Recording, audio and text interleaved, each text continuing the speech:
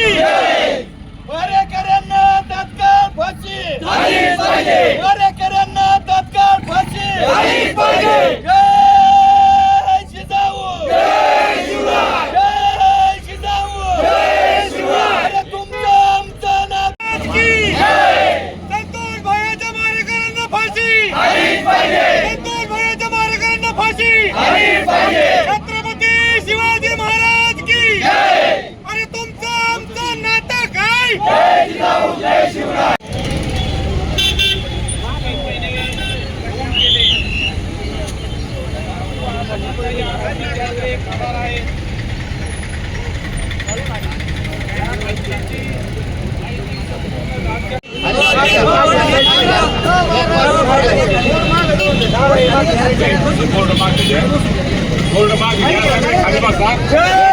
मस्साजोगचे दिवंगत सरपंच संतोष देशमुख यांची जी हत्या करण्यात आलेली आहे ती अत्यंत अनैसर्गिक हत्या आहे।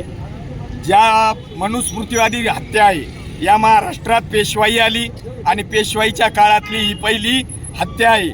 म्हणजे या ठिकाणी त्या सरपंच देशमुख हे विकास कामावर भर देत असताना या ठिकाणी त्यांची गावातल्या गुंडांनी वाल्याचा वाल्मिक झाला, परंतु हा वाल्मिक चोर दरोडेखोर वाल्मिक यानं त्याच्या गुंडाच्या हस्ते या ठिकाणी ती हत्या घडून आणली। या महाराष्ट्रातलं राजकारण एक वेगळ्या पद्धतीचं राजकारण चालू झालेलं आहे। या ठिकाणी जातीचा धर्माचा पंथाचा विषय नसून या ठिकाणी विकास कामाला आडं येऊन विकास काम करणाऱ्या माणसाचा जीव घेण्याचं काम या व्यवस्थेनं केलेलं आहे। म्हणून या व्यवस्थेतल्या सरकारनं या ठिकाणी राजीनामा देऊन सर्व मंत्रिमंडळ बरखास्त केलं पाहिजे अशी या ठिकाणी मागणी करत आहोत। मस्साजोगचे सरपंच संतोष देशमुख यांची हत्या ज्या पद्धतीनं झाली आणि त्यांची हत्या झाल्यानंतर मृतदेहाचे विटंबनाचे फोटो आल्यानंतर समाजामध्ये प्रचंड चीड निर्माण झाली।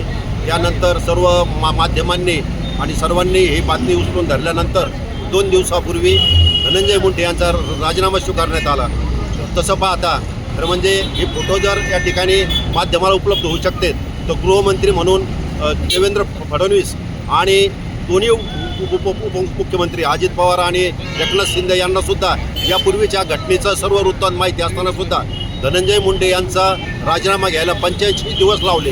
आणि त्याचबरोबर हे गुंड लोक जे आहेत खंडणीखोर यांनासुद्धा संरक्षण देण्याचं काम 2-3 महिने या सरकारने केलेलं आहे। त्यामुळं केवळ धनंजय मुंडे यांचा राजीनामा देऊन भागणार नाही तर या मंत्रिमंडळ बरखास्त केलं पाहिजे अशी मागणी या ठिकाणी करण्यात येत आहे।